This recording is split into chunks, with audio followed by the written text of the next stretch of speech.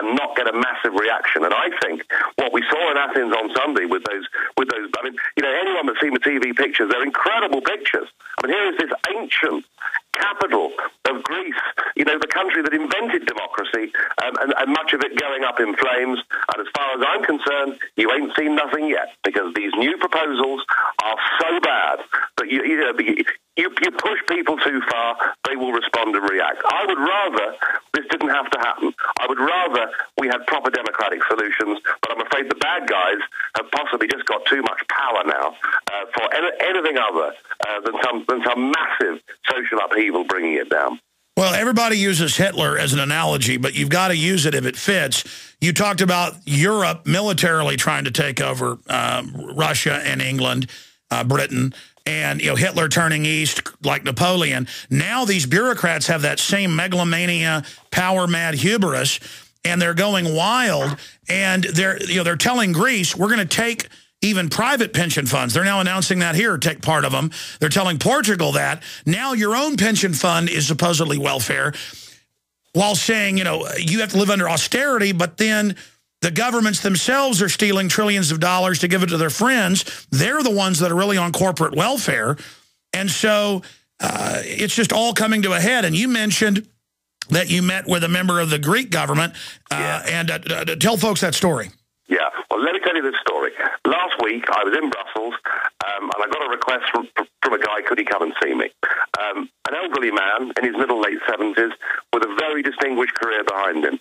This guy had been a Greek ambassador to several major countries around the world.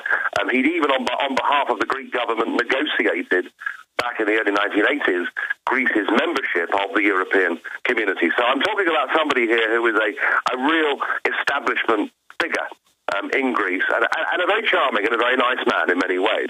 And what he told me frightened the life out of me. He said to me, Nigel, I got to tell you that at the weekend, I went down to the back streets of Athens and I bought myself a Kalashnikov. And I looked at him and I sort of blinked a bit and thought, did I hear that right?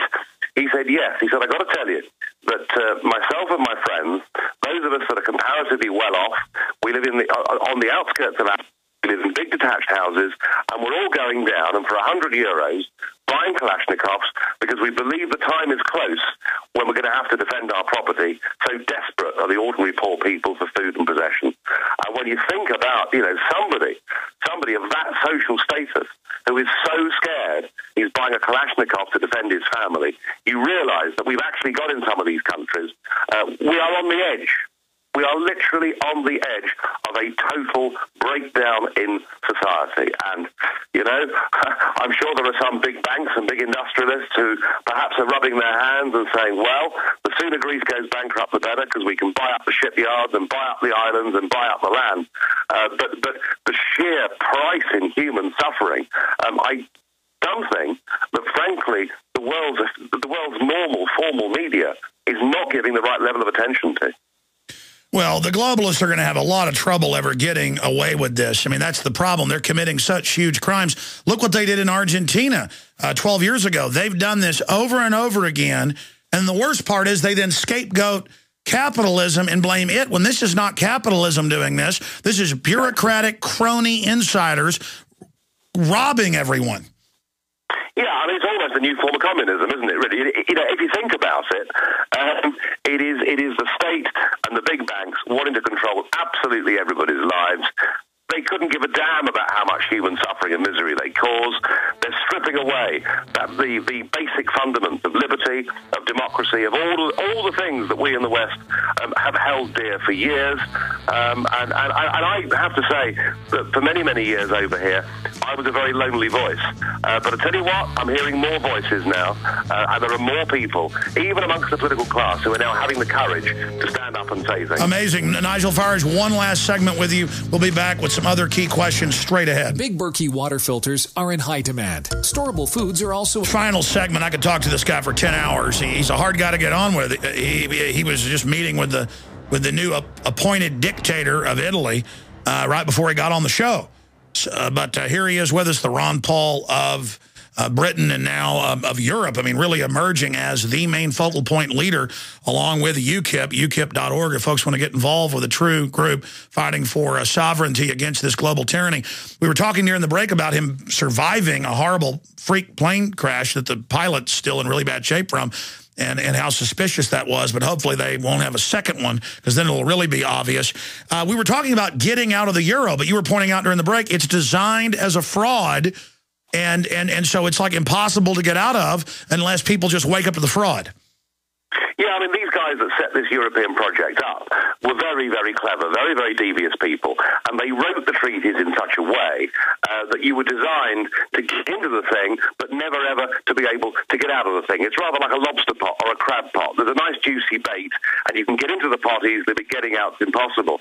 So there are no provisions in the European treaties for any country ever leaving the euro. That is how they set this whole thing up. These are bad people, and as far as I'm concerned, these treaties should be declared null and void, because, you know, the most massive fraud has been perpetrated upon the peoples of Europe. And I think the great public, you know, in France and in Germany, the ordinary people are beginning to wake up to what's been done in their names. Ron Paul, what's your perspective on how the media has been ignoring him and demonizing him? It's fascinating. I must say, the more I listen to and the more I read what Ron Paul has to say, the more fascinated and the more respect I have for this guy, because this guy's got courage. He understands that people want to be set free from big government, and he's not, you know, he's not scared of taking on any issue at all. And, you know, I watch him. There was one of the primaries the other day where Ron Paul got 27%, an amazing figure, and yet the BBC virtually refuse to even admit the fact that he's actually contesting the race. And I understand that many conventional parts of the US media have been the same. And it's kind of, you get a Ron Paul figure that comes along and challenges basic assumptions. And perhaps to some extent I've tried to do some of the same things over on this side of the Atlantic. And it's like a media blackout. So I just admire Ron Paul. He's worked hard at this for years. And whilst he's not going to become the president, I think the ideas that he's sowing in America, and particularly amongst the younger generation, those ideas will survive long after Ron Paul. All right, in closing, sir, and I've, again, been honored to have you with us right after your meeting with the dictator of Italy. Is the tide turning? Has it turned, or are we close to turning it? I mean, where would you put us on a timeline? Because, I mean, now you can see the euro collapsing. It's being talked about more. Or will it just collapse into something even worse? We are now entering in Europe the single most dangerous period that we've been in since 1945, and I don't say that lightly. This is because, as the project fails, the determination of its authors to maintain the project becomes greater. We've already seen them do things that nobody could have believed. The removal of elected prime ministers in Greece and Italy perhaps being the best example of that. I even wonder, you know, if in the end the Greek police force won't put down their own citizens, whether the EU itself might even move a force in. These people are bad people. They are capable of virtually anything. But however strong their determination to keep this thing going, the fact is that the fundamentals, the economic fundamentals, say that in the end the global markets are going to break it, and there is going to be the most massive rebellion across Europe. In some countries, it'll manifest itself in the ballot box. In other it will manifest itself, as I've said already tonight, in some kind of revolution that will take place. I think, I have to say, all the years I've been in politics, I think in terms of Europe and its future, 2012 is the key, crucial year. I believe, if I have to make a prediction, I believe, however hard they try, that Greece will leave the euro this year. She will go back to the drachma, she'll have a devaluation, her economy will start recovering, and then the Portuguese will say, we want out too, and the Spanish will say, incredible, incredible.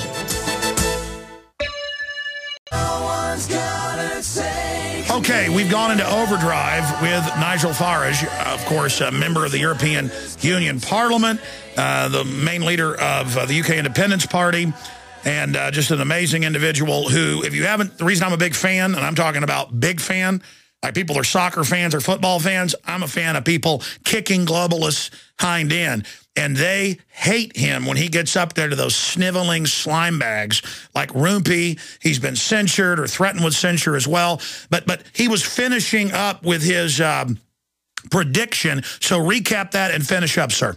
Yeah. Well, I think 2012 is going to be the single most important year that we've seen in Europe, certainly in the time that I've been involved in politics. Everything is coming to a head. These guys will do everything they can to try and defend their Euro project and to try and keep their big government project going, but they're having trouble with the markets, they're having trouble with the peoples of Europe as they were in Athens standing up and rebelling. Predict that in 2012, Greece will leave the euro. And once one country's left the euro, had a devaluation, and other countries see that suddenly, with the currency at the right level, suddenly investment starts to come in, people start going on holidays to their country. I think then we'll see countries like Portugal, Ireland, Spain, and possibly even Italy saying to themselves, hey, we've been sold a pup here. This thing's a con. We've got to get our currencies back. We've got to get our democracies back. I am confident that 2012 will mark the beginning of the end of this appalling, disgusting project. Wow. So when you met, just briefly, when you met with Mario today, the technocrat installed by the EU weasels, I mean, what did he say to you? What did you ask him? I said he had no legitimacy at all, that he was an appointee, he'd spent his life as a European commissioner and working for Goldman Sachs, and that he represented all that was worst in this whole new global government movement that you talk about so often on your program. And his response is that the crisis is so serious that democracy has to be suspended just for a short while so that we can sort everything out.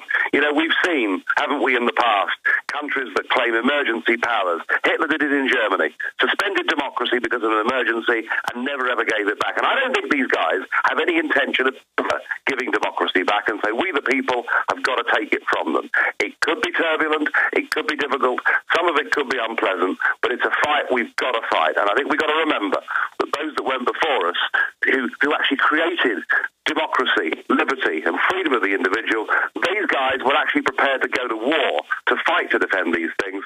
We, I'm afraid, are going to have to do much the same kind of thing. All right, we've only got a minute left, and again, we appreciate your time.